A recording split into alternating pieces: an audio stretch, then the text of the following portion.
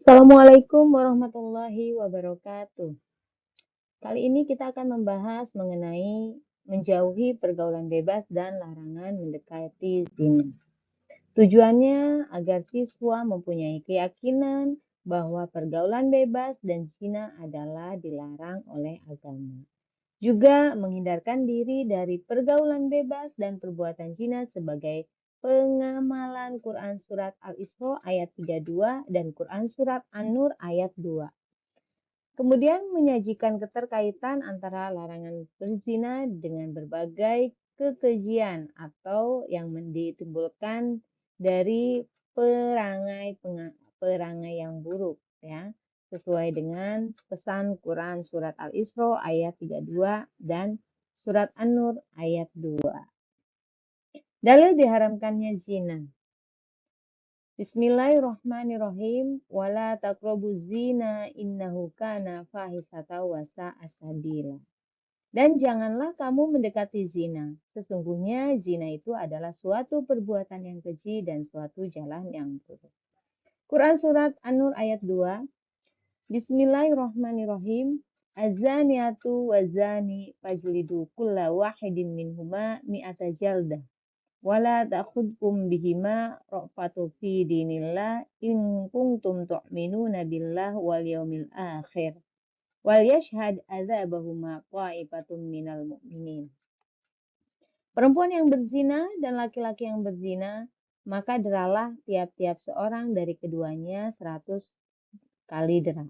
Dan janganlah belas kasihan kepada keduanya mencegah kamu untuk menjalankan agama Allah.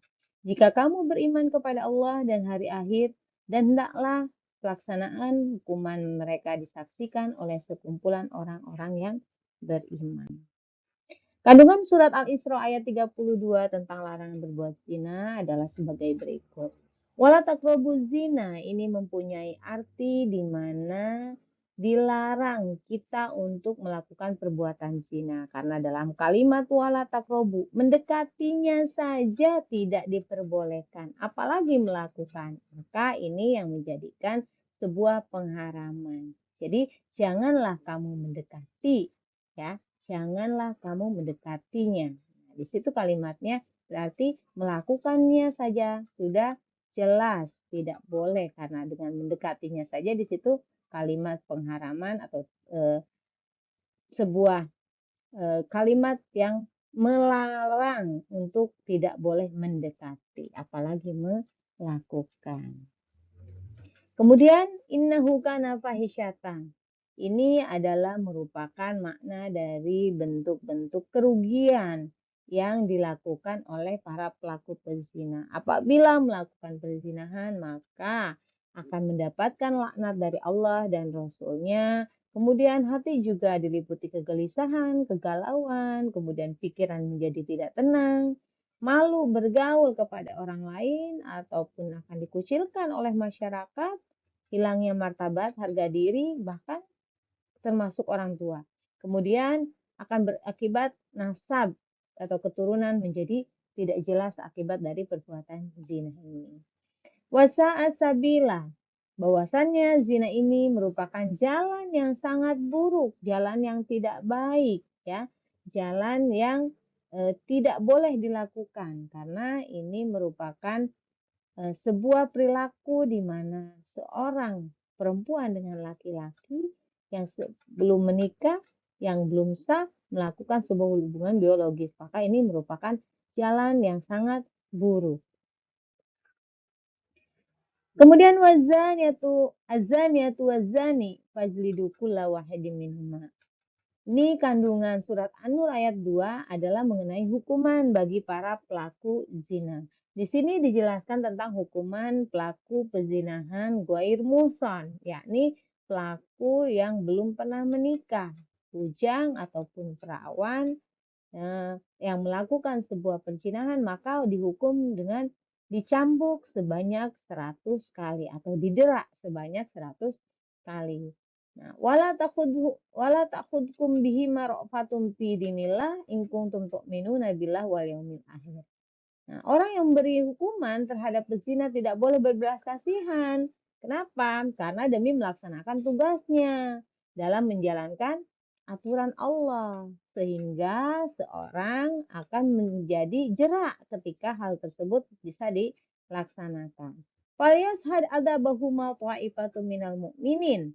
Ini adalah sebuah teknis pelaksanaan hukuman, di mana ketika melaksanakan hukuman hendaklah disaksikan oleh sekelompok orang yang beriman, ya, disaksikan oleh masyarakat umum sehingga bisa memberikan sebuah pelajaran tersendiri bagi si pelaku perzinahan dan bisa juga dijadikan sebuah pembelajaran untuk orang lain agar tidak melakukan perzinahan tersebut.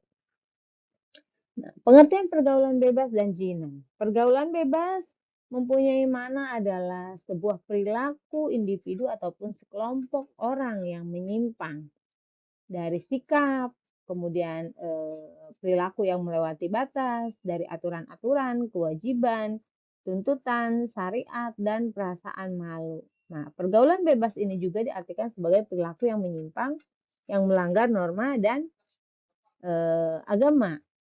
Sedangkan zina menurut Kamus Bahasa Indonesia, zina ini merupakan sebuah perbuatan bersenggama antara laki-laki dan perempuan yang tidak terikat oleh hubungan pernikahan atau perkawinan. Nah, jadi pergaulan bebas yang dimaksud pada bagian ini adalah merupakan pergaulan yang tidak dibatasi oleh agama maupun susila. Salah satu dampak negatifnya dari pergaulan bebas ini adalah perilaku yang sangat dilarang oleh Allah Subhanahu wa taala, yakni zina.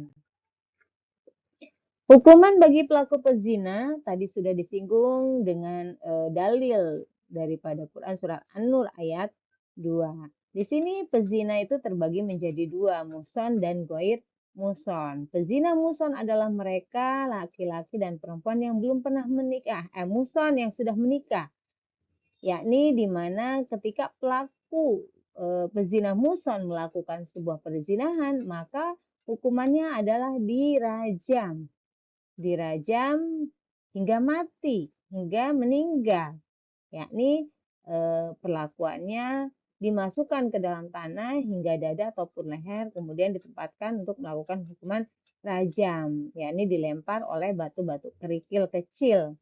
Siapapun mereka yang melewati tempat penghukuman bagi pelaku zina muson ini boleh melempari batu, ya, sehingga meninggal orang yang melakukan perzinahan tersebut. Hal ini didasarkan oleh hadis yang diriwayatkan oleh Bukhari, Muslim, Abu Dawud, Tirmizi, dan An-Nasa'i. Kemudian pezina ghair muhsan.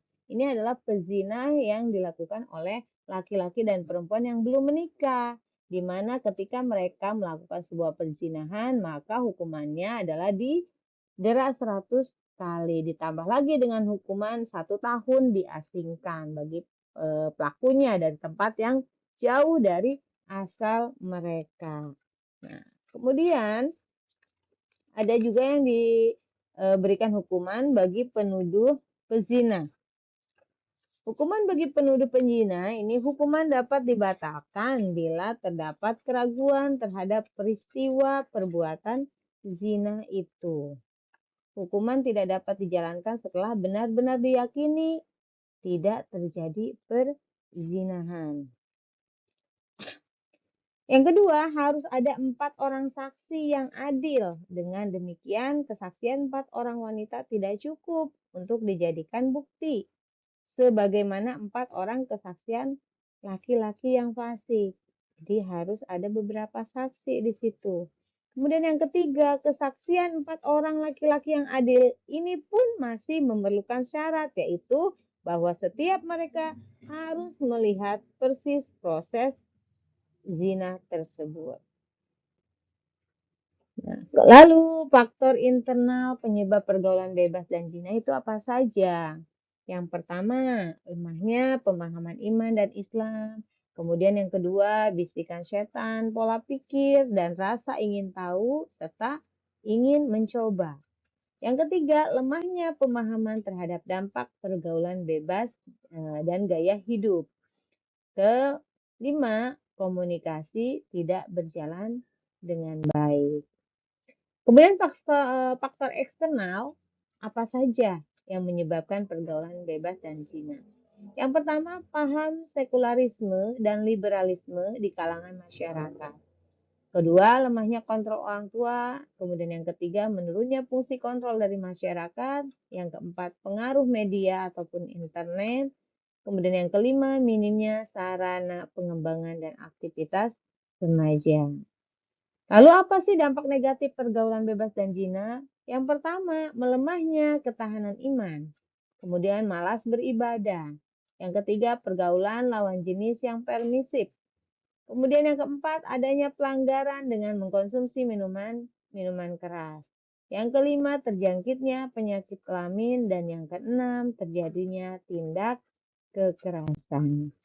Lalu cara menghindarkan diri dari pergaulan bebas dan zina, ada beberapa cara. Yang pertama, kita menjaga aurat, yakni dengan berpakaian menutup aurat rapi ataupun sopan ini bagi perempuan. Begitupun dengan laki-laki, harus juga menggunakan pakaian yang sopan.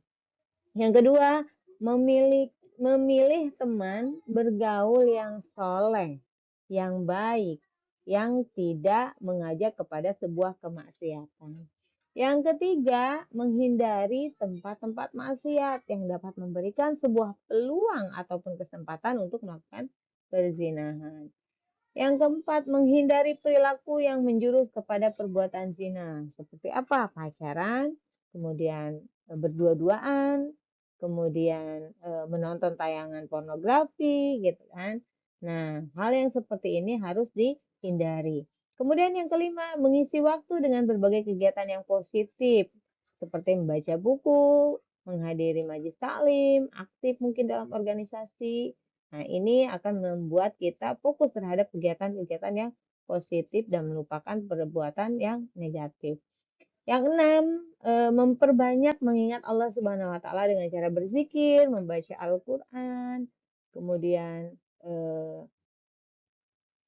memohon ampun kepada Allah untuk bisa menjaga kita dari perilaku-perilaku yang tidak baik. Kemudian hikmah pengharaman pergaulan bebas dan zina.